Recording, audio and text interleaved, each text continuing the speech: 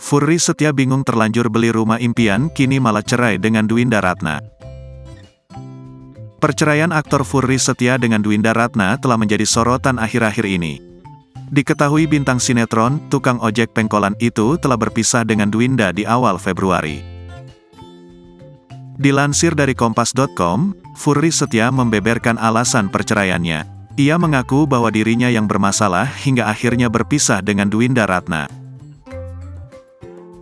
Permasalahannya itu ada di saya itu orang yang terlalu menumpuk permasalahan, nggak pernah bisa rilis, ujarnya. Pria yang dikenal sebagai Mas Pur itu merasa masih memiliki masa lalu yang belum selesai.